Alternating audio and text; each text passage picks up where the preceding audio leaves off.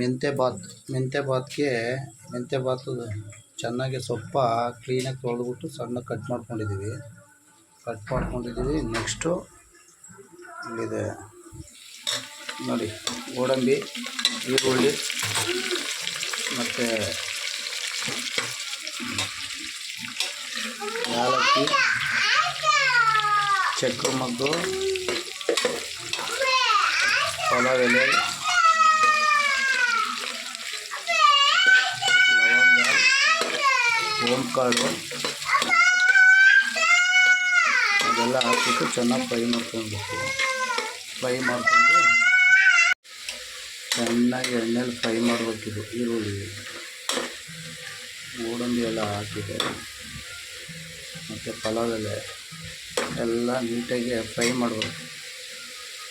ಅದು ಕೈ ಸ್ಮೆಲ್ ಬರುತ್ತಲ್ಲ ಅದೆಲ್ಲ ಹೋಗ್ಬೇಕು. ಅಲ್ಲಿ ಚೆನ್ನಾಗಿ ಫ್ರೈ ಮಾಡಿಬಿಟ್ಟು ನೆಕ್ಸ್ಟು ನಾವೊಂದು 4 ಜನಕ್ಕೆ ಆಗೋ ಥರ ಮಾಡ್ಕೋಬೇಕು.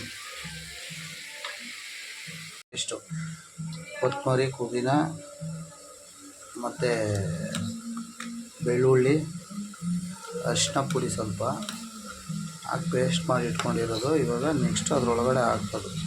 ಅದು ಫ್ರೈ ಆದಮೇಲೆ ಹಸಿ ಬಟಾಣಿ, ಮೊಳಕೆ ಕಟ್ಟಿದ್ದು ಬಟಾಣಿ ನಮಗೆ ಚೆನ್ನಾಗಿರುತ್ತೆ ಟೇಸ್ಟು.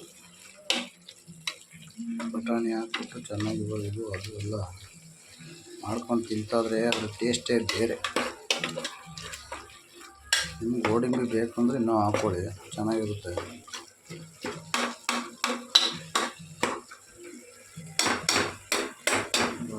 ಸಾಕು ನಿಮಿಷ ಫ್ರೈ ಆಗ್ಬಿಟ್ಟು ಚೆನ್ನಾಗಿ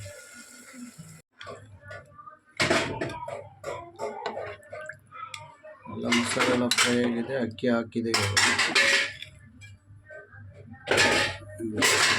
ರುಚಿಗೆ ಹಾಕ್ಬಿಟ್ಟು ನೆಕ್ಸ್ಟ್ ಕ್ಯಾಪ್ ಹಾಕಿ ವಿಷಲ್ ಆದಮೇಲೆ ನೋಡಿ ಮೆಂತ್ಯ ಬಾತ್ ರೆಡಿಯಾಗಿದೆ.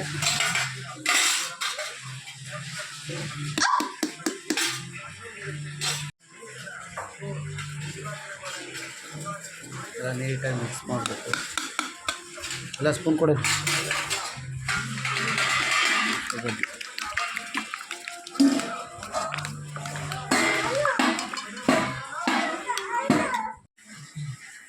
ಬಾ ತಗೋ ಬಾಯ್ಲಿ ಕುತ್ಕೋ, ಕೆಳಗಡೆ ಕುತ್ಕೋ, ಬಾಯ್ಲಿ ತಿನ್ನುವ,